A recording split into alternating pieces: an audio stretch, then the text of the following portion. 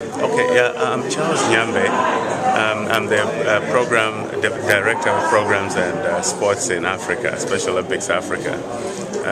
As you know, maybe Africa is one of the, from our cultural backgrounds and so on, it's probably one of the most challenging places in trying to get, to break down the very strong cultural barriers that are there.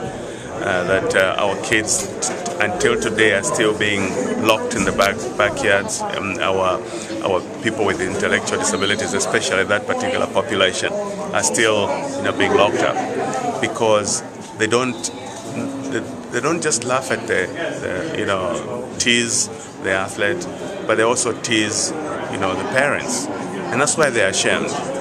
So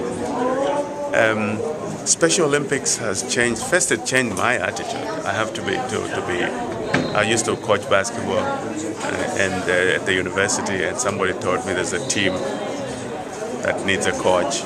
Nobody wanted to coach these kids, and I said, well, I have a little time. I went there. They didn't tell me it was a team of Special Olympics athletes. I got there and I said, okay.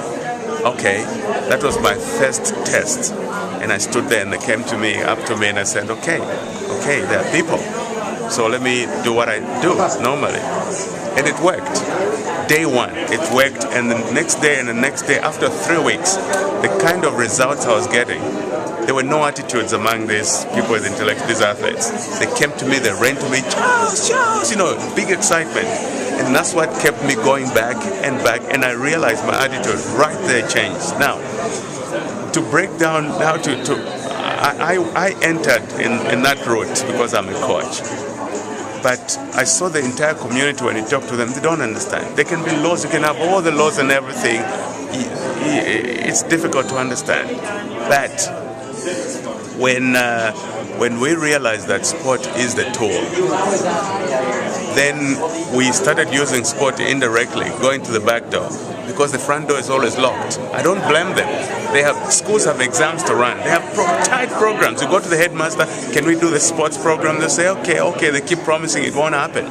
But we said, okay, let's put up a sport event, invite the school, they come to play, and while they are playing, before the final, all schools are there. Everybody's excited about the final. We call everybody to attention. We bring the athlete right in the middle and say, look at me, what's the difference? And you could hear a pin fall when we did that.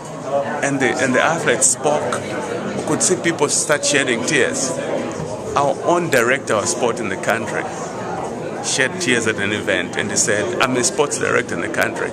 We write the rules, but I didn't realize we're not doing anything. But today I feel so ashamed. But I feel proud that at least today we can begin to implement people with disabilities rules in the community. So that event we put together, we got parliamentarians and diplomats, and we told them, hey guys, we want you to play against each other. They were excited. They asked for a media conference. It was big. They came and said, by the way, we have to have, this is a Special Olympics event. Do you know what Special Olympics is? And we showed them what we say, among you, you'll have Special Olympics athletes playing with you. It was incredible. Believe me, after that match, when they played, they started chatting, interacting with the athletes and speaking to them and finding out the barrier was broken right there. They were talking, they were interacting, they were respecting the athletes, there was joy. So all we need to do is to be a little more creative. In order for those rules to be implemented, we need to find that tool, the sport. There's nothing, believe me, there's nothing better than that.